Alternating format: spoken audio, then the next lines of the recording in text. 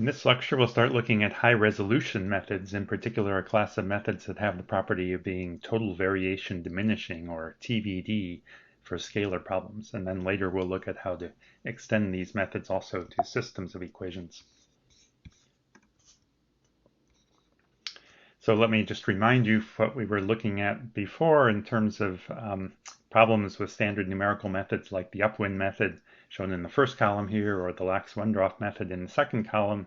The upwind method tends to smear things out quite a bit, whereas when we go to Lax-Wendroff, which is a second order accurate method, we get better resolution around the peaks than we do with the upwind method, but we also get these oscillations that arise because of the dispersiveness of the Lax-Wendroff method. So what we'd really like is something more like the third column here, which we'll talk about how these were computed using something called the minmod limiter today, but they have the property that the peaks are, and the smooth part of the solution is resolved nearly as well as with the second order method, but we don't introduce these oscillations. And in addition, we get a little bit better sharpness of the discontinuities than we have with something like the upwind method. So the basic goal is to have methods that give good accuracy for smooth solutions, some quote high order accuracy. The methods we use in CLAWPAC and the ones I'll be talking about are only at best second order accurate. There's other approaches that try to get even higher order accuracy for smooth solutions, but the ones we look at will be second order accurate at best.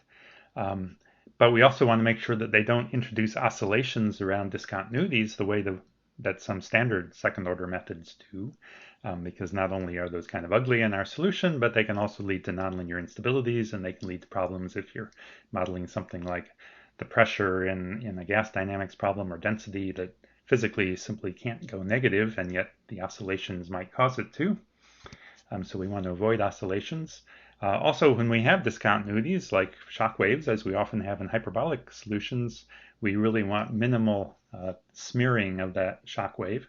So we want methods that are sometimes called shock capturing, that can sort of capture the good behavior of a sharp shock without doing something special. There are other methods called shock tracking methods, for example, where you actually keep track of where a shock is and do something special to handle a shock that's different from a standard numerical method.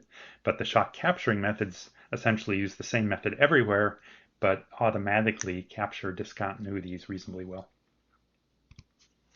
We also want methods that eventually will be easy to combine with adaptive mesh refinement so that we can get even better accuracy in regions where the solution is varying rapidly, or even sharper resolution of discontinuities by putting more grid cells around them. And so the methods I'll talk about are Godunov type methods. They're based on this idea of Godunov's method, the extension of the upwind method, the systems of equations. They're based on solving Riemann problems for more general problems and using what I call the wave propagation form of the algorithms in Godunov's method.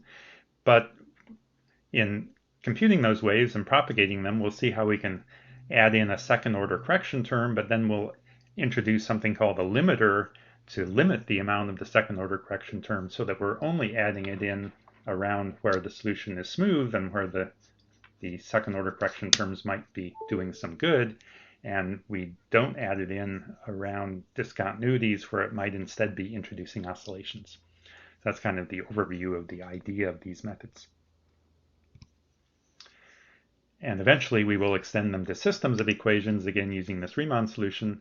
Today we'll just look at the scalar problem, but in the more general Riemann solution framework, if we solve a Riemann problem at each cell interface, we have a set of waves. We've seen how we can use those to update cell averages in Godunov's method. And now what we'll look at next is how can we use those same waves to sort of introduce slopes and apply limiters to those slopes. And one point I wanted to make here was that when we look at solving the Riemann problem and we're splitting up the jump in Q between two cells as a linear combination of these waves, if we divide by delta x, then 1 over delta x times the jump in Q is an approximation to the slope between two cells. And if it's a system of equations, this gives a natural way of splitting up a slope into characteristic components. And that will be important when we extend these methods to systems of equations. But for now, we'll just be looking at a scalar equation where there's only a single jump, single wave in the Riemann solution, and the entire jump qi minus 1 propagates along that wave. And let me remind you the sort of form of Godunov's method that we started out with, this reconstruct evolve average algorithm, where you can think of taking your cell averages that you have at time n, qin, and from those reconstruct some piecewise constant function, which I call q tilde n, which is now a function of all x, but it's piecewise constant in the grid cells, just by this formula. And then in the second step, we evolve the hyperbolic equation exactly using mad initial data to get the solution at time n+1 based on that piecewise constant data. And then we average that over each grid cell to obtain the new cell averages at the end of the time step, and then we can repeat that in each step. So that was the sort of form of Godunov's method that we looked at. And in the special case of a scalar equation, we would just have a single component, and if we're just looking at the scalar advection equation, then after reconstructing this piecewise constant from the dots, which are the cell averages, after it evolves, things simply shift over by the same amount everywhere, and we end up with this formula for the upwind method. So if we want to extend this to a second order method, do something more like Lax-Wendroff or beam warming that we looked at before, then we can simply change this algorithm in the first step by reconstructing a piecewise linear function in each time step instead of a piecewise constant function. So the only change from the previous slide is that I've added in this linear term, sigma I n times x minus xi, centered about this cell center, so that if we start with, on some grid cell, if we start with some cell average qin, rather than reconstructing it as constant in this cell, we're going to introduce some slope. It might be positive, it might be negative, it could be a zero slope, but we'll introduce some slope. But then we'll do the second step and the third step exactly as before. We'll assume that we can evolve the solution exactly with our conservation law, starting with this initial data, which for the advection equation is still easy because everything just shifts at constant speed u. And then once we've shifted it over, we can average it over each grid cell. And note that this process is going to be conservative if we're solving a conservation law for any choice of these slopes, because of the way that I centered this sloping part about the cell center. No matter what slope you take, the integral over the original cell agrees with qin. So you can take any sigma in and still have a conservative method. So that's one nice thing about looking at it this way, that no matter what slopes we take, the method is at least conservative. It might not be very accurate, but at least it's conservative. So here's an example where the dots again are the cell averages in the grid cells, but now rather than reconstructing a piecewise constant function, we've reconstructed a linear function in each cell by some approach. And then if we're solving simply the scalar advection equation, then everything just shifts over by the same amount, u times delta t, and then we would average this onto the grid cell. Now there's a couple of questions that naturally come up. First of all, how should we choose these slopes? There's lots of ways we could choose a slope, and if you look at the figure above, what I've done is in each grid cell, I took the cell average in that cell, and then I looked at the cell to the right, and I took the slope based on just looking to the right. And so in every grid cell, the slope is sort of a one-sided slope based on the slope to the right. So in this grid cell, I looked off to the right at this point, and so on. But I could have looked to the left. I could have used some centered approximation. I could do something fancier. So we'll look at that in a moment. The other question is, well, once we do this evolution, how do we compute these cell averages? Because it looks a little messy. We no longer have piecewise constant in each cell. So if we want to average over a single cell to get the new cell average, we have to take into account the slope that was in this cell, also the slope that was in the cell to the left, because that's now propagating in here. So there's really two slopes that come into the formula for the cell average, the new cell average, as well as the jump in Q between the values. So it looks a little messier and to actually sort of calculate that, but it turns out that at least for the scalar advection equation, you can go through that computation and you come up with a fairly simple formula. So if we reconstruct our piecewise linear function, sorry, I've used capital Q tilde here instead of little q tilde, but it's the piecewise linear reconstruction here. and then you apply the algorithm that I just described, then there's a simple formula for the new cell average in terms of the old cell average. And the first term here is exactly the upwind update, which comes from just shifting the jump in Q. But then there's a correction to that that comes from the fact that we have slopes sigma I n and sigma I minus 1n that come in as well. And again, this would be for, again, U positive. If U is negative, things would look slightly different, but when U is positive at least, then this is the upwind slope we're looking to the left, and also the slope in the cell to the left comes in, as we just saw on the previous slide, as well as the slope in this cell.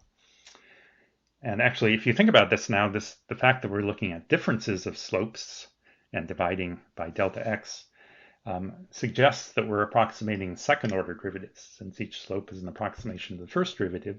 So the upwind update we could look at as being an approximation to the first derivative. Remember, when we extended from upwind to Lax-Wendroff, we had to add in additional terms that involved second differences to approximate the second derivative that comes into the Taylor series expansion.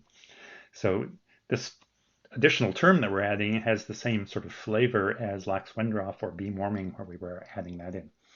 And in fact, depending on what choice of slopes you make, you can get exactly the Lax-Wendroff or beam warming method. And in particular, this downwind slope, where we look to the right of each cell to define the slope. That's the downwind direction. If U is positive, the upwind direction would be to the left from the direction from which the solution is flowing. But if we look in the opposite direction to define the slope, then we get exactly the Lax-Wendroff method. If you plug this into these formulas here and simplify things, you'll see that it's just Lax-Wendroff for the advection equation. So if we use the downwind slope, that means we're introducing Qi plus 1 into sigma I, and so this method ends up being centered. Even though we're looking downwind for the slope, we're looking upwind in this slope differencing, and so the two give us something that's centered instead. If instead we use the upwind slope, if we look to the left, or to the left, in this particular case where U is positive, instead of looking to the right to define our slope, then we would end up, if you plug that into this slope differencing and simplify things, you just get exactly the beam warming method. And if you use the centered slope, which might be an obvious thing to try too, since that should be more accurate, you get another method that we haven't really discussed before that's called Fromm's method.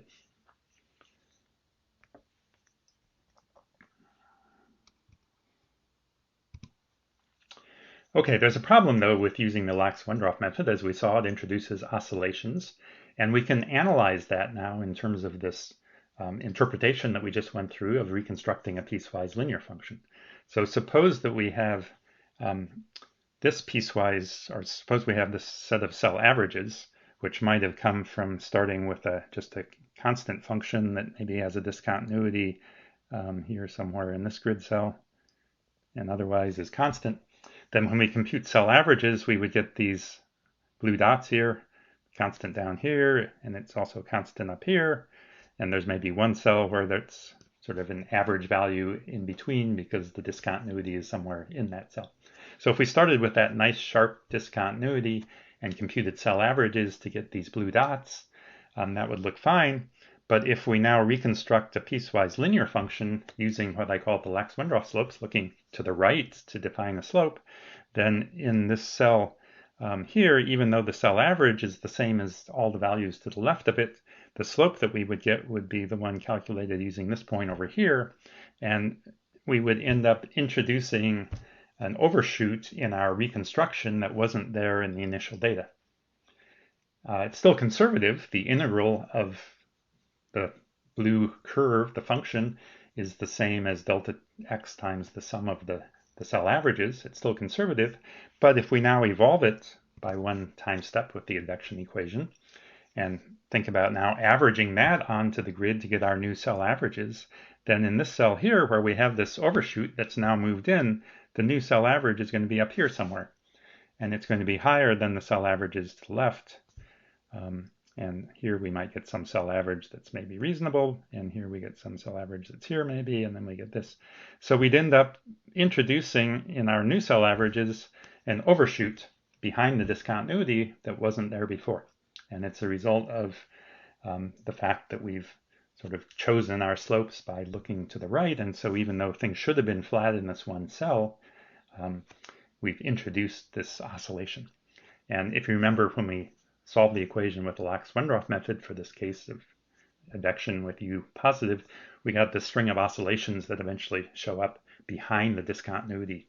And this is the origin of that, and in subsequent time steps you get additional oscillations showing up. So you might say, well, this would be fine if we just looked to the right instead of looking to the left. And it's true, in that one cell things would look better. But if we look to the right instead of the left, which gives us the beam warming method, then even though things look better in this cell, now we've introduced an undershoot over here in this cell, because in this cell, to compute our slope, we've looked at the cell to the left of it. And so instead of an overshoot that's trailing behind the shock, we get this undershoot that shows up in front of the discontinuity as it's propagating along. And if you remember in beam warming, we also saw oscillations appear, but they appeared in front of the discontinuity instead of behind the discontinuity. And this is the reason why. So when we shift this over and average it onto the grid cell, then in this cell right in front of the discontinuity, the new cell average is going to be somewhat lower than it should be. So there's no way to define a method. If we use Fromm's method where we use center differences, we'd still get oscillations coming up. There's really no way to avoid oscillations if we say we're always going to look to the left, or we're always going to look to the right, or we're always going to do a center difference. What we really want to do is decide how to approximate our slope based on how the data is behaving. And where the data seems to be smooth, we might want to use any one of these slopes might be fine. But if we detect that we're near a discontinuity, then we should do something different. So in regions where things are smooth, we would like these slopes, but where things are not smooth, adding in the slope corrections can give oscillations. So the idea of these limiter methods is to somehow limit the slope based on the behavior of the solution. And so we'll look at various ways of doing this, but a simple approach is to use what's called the minmod function, which stands for minimum modulus, or the minimum magnitude. So the minmod of any two numbers a and b, if the two numbers have the same sign, if a times b is positive, then it's simply the one that's smaller in magnitude. So minmod of -3 and -5 would be -3, for example, because it has smaller magnitude. Minmod of 3 and 5 would be 3. But minmod of -3 and +5 would be 0, because if they have opposite signs, then we set minmod to 0. So this is the minmod function.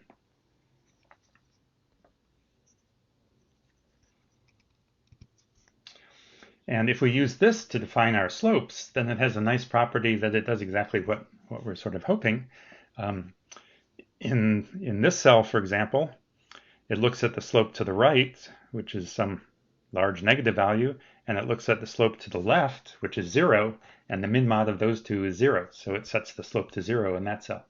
Also over here, at the other side of the discontinuity, it looks to the left and it gets some negative value, but it looks to the right and it gets 0, and so the minmod of those two is also 0, so it uses slope 0 in that cell. It's only in the cell in between where it gets some negative slope from each, and since they're both negative, it uses the slope that's smaller in magnitude between those two. And it turns out that guarantees that you won't generate any new oscillations, as we'll see later. And so now if we start with that as our reconstructed piecewise linear function, and then evolve it exactly using the advection equation, and then average it onto the grid cell, now we're going to get an average value in these cells that are still flat exactly where they should be. On this cell, it might be somewhere in the middle here. In this cell, it might be here and here, but it's going to be still monotone. And we're not going to be introducing any new maxima or minima, any oscillations in the solution.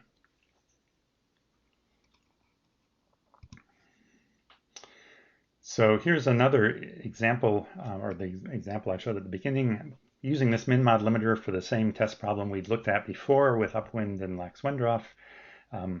This is the problem with periodic boundary conditions and advection speed 1. So at time 1, we should be recovering the initial data, which is the red curve. With 200 cells, we get something like this. And there's a bit of loss of accuracy at the peak, as we'll talk about later, this sort of minmod reconstruction near a peak, because the slope is negative on one side and positive on the other, it sets it to 0. So it sort of clips off peaks a little bit more. So it doesn't get full second order accuracy at peaks, but it looks much better elsewhere. And it also gets a much sharper resolution of the discontinuity than upwind without introducing any of the oscillations that are a problem with either Lax-Wendroff or beam warming. And if we refine the grid to 400 cells, then it actually looks pretty good even around the peak. So that's the comparison again. Here's just another experiment. This is the same problem, but now going out to time 5 instead of time 1, because with the periodic boundary conditions, the solution should agree with the initial data at any integer time. So if we go out to time 5, and I've also taken a coarser grid with only 100 cells, so it's a little more obvious how things get smeared out here with the upwind method. So after 5 revolutions, things are really getting smeared with the upwind method. After 5 oscillations or after 5 revolutions with Lax-Wendroff, we get these oscillations appearing. Not only do we have oscillations around the discontinuity as we would expect, but even behind this sharp Gaussian, this is an oscillation that's being generated by the relatively sharply peaked oscillation, or Gaussian here, because Lax-Wendroff is a dispersive method, and a Gaussian has if it's sharply enough peaked, has some higher frequency waves that are moving too slowly.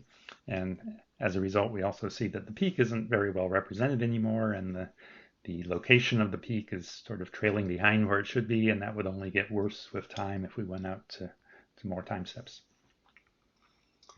By contrast, if we use this minmod method, then, well, it's not exactly perfect by any means, but remember this is after 5 revolutions, so lots of time steps with only 100 grid cells. So there's some smearing of the discontinuity certainly, and the peak has been lost quite a bit. But at least the peak is in the right location. We don't see this sort of shift that comes about as a result of dispersion, and it's much better than much better than the upwind method was. We would still need a finer grid if we really wanted to solve this problem accurately with the minmod method. There are other limiters that we'll talk about that can do a somewhat better job. The one that we often use in ClawPack that I like is what's called the monotonized central limiter, or the MC limiter for short. And if we use that on the same problem with 100 cells going out to 5 revolutions, then compared to minmod, it's gotten somewhat sharper results, as you can see. There's limiters that give even sharper results. In particular, there's something called Super B that we'll talk about more later, which gives quite a bit sharper looking discontinuities here compared to MC even. But a problem with the Super B limiter is that it tends to sharpen up smooth solutions too. So you can see here at this peak, it's sort of starting to become squared off, and it's starting to be squared off here and here. And if we ran this out much longer, this nice smooth hump would turn into more of a square wave. So Super B tends to be a little bit too steepening, which is great if you're trying to keep a discontinuity sharp, but in smooth parts of the flow, it can sometimes give you too much steepening and give you poor results. But at least this has the nice properties that we don't have any spurious oscillations, and the discontinuity is in the right place, and the hump is in the right place. So how do we go about designing a method that has this sort of property, that doesn't have any oscillations arising, for example? I've showed it for one example, but does that mean it would work equally well for any example? So one property that we might like a method to have, and that we might try to impose when we develop a method, is that it should be monotonicity preserving. So monotonicity preserving means that if we start with cell averages at time n that are, say, non-increasing, so the values are maybe a discontinuity or maybe a smeared out discontinuity, maybe we have values here, here, here, smeared out, but they're totally monotone as you go with increasing I. Then the method is called monotonicity preserving if a single time step preserves this property, and so at the end of the time step it's also monotone. It might be more smeared out at the end of the time step than it was at the beginning, but at least it hasn't introduced any spurious oscillations. And similarly, if we replace the greater than with minus less than or equal to, if it's a non-decreasing function initially, then it should stay that way after one step. And so that would be a nice property to have, because in particular it would mean that if we have an isolated discontinuity, then it has to be propagating without generating any oscillations. It might not be in the right place, it might not be very sharp, but at least it's not generating oscillations. It turns out it can be sort of hard to impose this directly on a numerical method. So there's a closely related concept that we use instead, often called a total variation diminishing method. So the total variation of a grid function is defined as just the sum over all the grid points of the jump in Q. And if we're looking at the Cauchy problem where things go off to plus and minus infinity, we'd sort of have to assume that Q is approaching some constant states at the left and the right. But if we had sort of constant states and then we have some variation and then constant states over here, then the total variation would just be looking at the sum of all these jumps in Q from one grid cell to the next. And that's a discrete version of the total variation of a function. If you have a function like this, then the total variation, and again it would have to be approaching constant states at plus and minus infinity, the total variation would be the integral of the absolute value of the derivative, which if you think about it just means that you're sort of looking at all the maxima and minima and summing up the jump between the maxima and minima over the interval. There's a bit more about this in the book if you're interested in seeing more about that. But this total variation is a nice thing to look at, in particular because for scalar conservation laws, even nonlinear ones, it turns out that the solution always satisfies this total variation diminishing or non-increasing property, that no matter what initial data we start with, if Q of x0 is any function, and we compute this total variation by integrating over x at the integral of absolute x, then the total variation of the solution at a later time, there should be another parenthesis in here, total variation of the solution at a later time is always bounded by the total variation at the initial time or at any earlier time. And that's true for any t greater than or equal to 0. And again, that's true for nonlinear conservation laws as well as for linear ones. Of course, for the advection equation, it's trivial because the solution is simply shifting without changing shape. So for the advection equation, we actually have equality here. The total variation is always equal to the total variation of the initial data for the constant coefficient advection equation. But even for nonlinear problems, we have this total variation diminishing property. And so we can look at our numerical method and we can ask if it has the same property. So we call a method total variation diminishing if it's true that no matter what data we start with at time n, this q sub n, no matter what data we start with at time n, if we take one time step to compute qn plus 1, the total variation in the sense of this top definition, total variation at the end of the time step should be no greater than it was at the beginning of the time step. If so, then we call the method TVD, if that's true for all possible starting data that have finite total variation. And it turns out that's useful, as we'll see in a moment, in sort of avoiding oscillations, but it's also a very useful form of stability that we can use to prove convergence of methods for nonlinear conservation laws. Again, this holds even for nonlinear equations, and if we can show that our method for the nonlinear equation also has this property of being TVD, then that's a form of stability that we can use together with consistency in the form I've described before to prove that the method is actually converging to a solution anyway of the conservation law as we refine the grid. We'll see there are other issues with nonlinear problems. There might be more than one weak solution of the conservation law, so we'll also have to worry about whether we're converging to the right solution, but at least in terms of proving that we're converging to some solution of the conservation law, this TVD property plus consistency gives us a convergence proof. Also, if we have this TVD property, we also have, it turns out, this monotonicity preserving property. So any method that's TVD for a scalar PDE is also monotonicity preserving. And so we can prove the contrapositive here. Suppose that we have a method that fails to be monotonicity preserving, then it also fails to be TVD. So to fail to be monotonicity preserving means that we start with some data that's monotone, but after one time step, we do not have this monotonicity property anymore. Then you can show that the total variation must have increased, and so the method also is not TVD. So if you just kind of think about that for a little bit, if we start with data that's monotone, so it has to be decreasing, approaching constants as we go off to plus and minus infinity. If it was not monotonicity preserving, if our new method introduced somehow some oscillation in here, and it was no longer being monotone,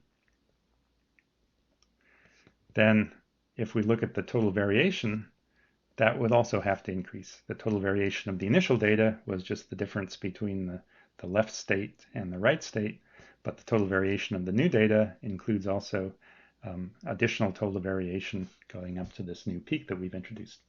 So if it's not monotonicity preserving, if it's going, even if it wasn't a new peak, if it was oscillating somewhere in between the left and the right states, if it's introducing some sort of oscillation that's making it not monotonicity preserving, then it also has to be increasing the total variation. And so conversely, if it is TVD, then it has to be monotonicity preserving.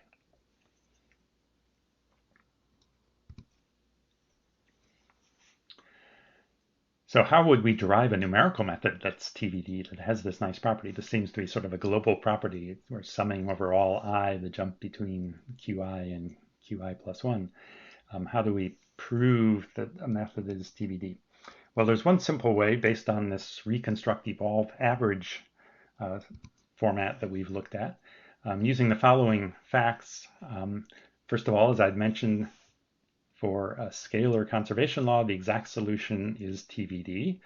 But also, if we compute a cell average, if we start with any function q of x, and we compute cell averages of it to get some cell averages q sub I by integrating and dividing by delta x, then it turns out that the total variation of that set of cell averages, the total variation in the sense of a grid function, is always bounded by the total variation of the function we started out with in terms of the integral of it, the absolute value of dq dx. So no matter what function we start with, if we just compute cell averages, if there were sort of oscillations within an integral, those get smoothed out when you compute cell averages. So the total variation could easily go down when you replace a function by a set of cell averages, but there's no way that it can go up when you can replace a function by the cell averages. So if we use those two facts and we think back about our REA algorithm, where we reconstruct the linear function, evolve it, and then average it, what we've just seen is that the second and third steps are TVD. And so all we need to do to make this a TVD algorithm is make sure that in the first step, where we reconstruct this q tilde n from our cell averages by taking the cell average and adding in some slope in a way that's always conservative, we also want to impose the condition now that we don't increase the total variation when we do that. So the total variation of this piecewise linear function as a function should be no larger than the total variation of the cell averages as a grid function that we started with. If we can reconstruct our function in such a way that that's satisfied, then this first step will be total variation diminishing.